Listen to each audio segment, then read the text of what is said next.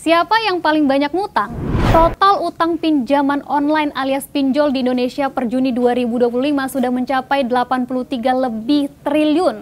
70,4% pengguna paylater adalah Gen Z dan milenial muda. Efek ke depan gimana?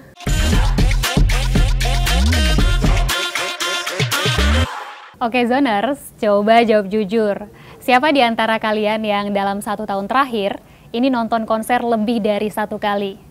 Coba jujur aja, dari konser K-pop, band indie, sampai di luar negeri. Semuanya kayaknya rame terus ya. Konser emang lagi jadi gaya hidup.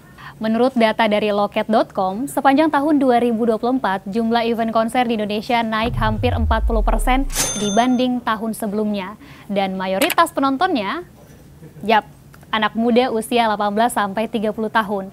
Itu artinya Gen Z dan milenial awal. Kenapa sih kita demen banget konser? Karena di sana ada euforia, kebahagiaan, nostalgia, bahkan kadang pelarian dari hidup yang sumpek. Itu sah-sah aja kok. Tapi kita perlu bahas satu sisi lain dari tren konser ini. Nah, mulai dari sini. Yang awalnya konser itu soal experience. Sekarang banyak yang berubah jadi soal eksistensi. Yang penting hadir, yang penting posting, yang penting nggak kelihatan ketinggalan. Fenomena ini disebut FOMO alias Fear of Missing Out yang jadi nyata banget. Masalahnya banyak yang maksa banget buat bisa datang konser walau kondisi finansial nggak memungkinkan. Mereka akhirnya ngutang dan bukan cuma ke teman atau ke keluarga, tapi ke paylater bahkan pinjol. Menurut survei Populix 2023, 1 dari 5 responden mengaku menggunakan layanan paylater untuk membeli tiket konser. Sementara data Kata Insight Center 2024 menunjukkan 26% anak muda pengguna paylater pernah menggunakannya untuk hiburan. Contoh yang paling mencolok, konser Coldplay di Jakarta pada November 2023. Tiket termurah sekitar 800 ribuan. Tiket termahal tembus 11 juta, tapi dalam survei yang dilakukan oleh Populix, 21% responden mengaku menggunakan paylater atau cicilan demi bisa beli tiket konser tersebut. Viral juga video di TikTok fans yang rela ambil pinjaman online buat beli tiket dan akomodasi konser. Ujung-ujungnya gagal bayar. Dikejar debt collector, mentalnya kena. Contoh lain, konser NCT di Jakarta pada tahun 2024.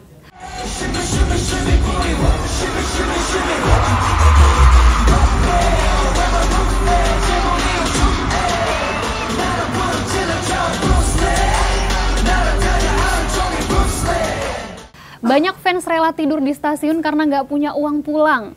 Di platform X, ada yang ngaku jual handphone buat tiket Blackpink.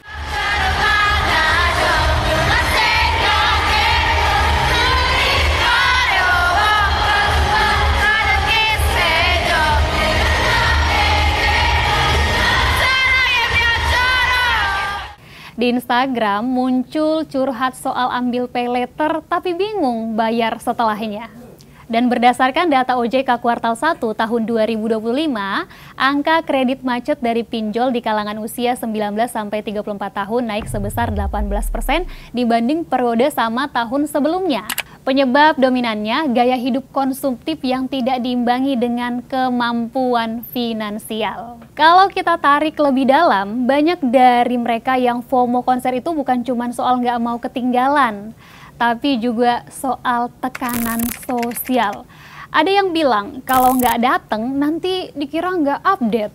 Atau kalau nggak nonton, gue nggak punya bahan ngobrol. Psikolog klinik Anna Surti Aryani bilang bahwa anak muda sekarang lebih mudah terasa terisolasi jika nggak ikut tren. Dan sayangnya, sosial media itu memperparah itu semua. Apalagi kalau punya luka batin atau rasa minder yang belum selesai. Melihat tren ini, OJK pun mulai pasang badan di awal tahun 2025. Mereka mengeluarkan peringatan khusus buat generasi muda soal penggunaan pinjol dan paylater. Mereka bilang, hati-hati dengan pinjaman konsumtif. pastikan digunakan untuk kebutuhan produktif atau mendesak, bukan untuk gaya hidup. Kenapa peringatannya sampai sebegitunya? Nih, kita lihat data nyatanya ya Okezoners. Total utang pinjaman online alias pinjol di Indonesia per Juni 2025 sudah mencapai 83 lebih triliun. Sedangkan utang dari skema paylater mencapai 8,56 triliun. Siapa yang paling banyak ngutang? Menurut data OJK dan Kata Data Insight Center, mayoritas pengguna paylater dan pinjol adalah anak muda usia 18 sampai 35 tahun, yaitu 26,5% pengguna paylater berusia 18 sampai 25 tahun, 43,9% pengguna paylater berusia 26 sampai 35 tahun. Itu artinya 70,4% pengguna paylater adalah Gen Z dan milenial muda. Sementara itu, kelompok usia 19 sampai 34 tahun juga tercatat sebagai penyumbang outstanding utang pinjol terbanyak di kuartal 1 2025, yaitu 32,57 triliun. Buat apa aja utangnya?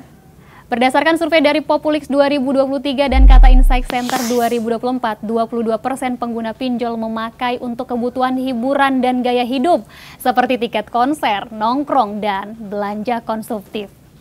Sementara itu, 31% Gen Z pengguna paylater mengaku memakai fasilitas ini untuk keperluan hiburan, termasuk ya lagi-lagi tiket konser dan layanan streaming. Sebaliknya, hanya sekitar 11% pengguna pinjol dan paylater yang menggunakan utangnya untuk hal produktif, seperti pendidikan, alat kerja, atau modal usaha. Makanya OJK sekarang perketat pengawasan, mulai dari membatasi bunga dan denda maksimum, melarang promosi pinjol dan paylater ke anak di bawah 21 tahun, dan mewajibkan edukasi literasi keuangan di level kampus dan komunitas. Di sisi lain, pemerintah juga mulai gencar mendorong program Gen Z Melek Finansial yang disebar lewat kolaborasi kampus, komunitas, bahkan konten kreator. Tapi yang paling penting, kalau kita sendiri nggak sadar, semua itu nggak ada artinya. Oke Zoners, kalau lo sering merasa ketinggalan tren, coba tarik nafas dulu, tanyakan ke diri sendiri. Apa gue bener-bener pengen ini? Atau cuman pengen kelihatan keren?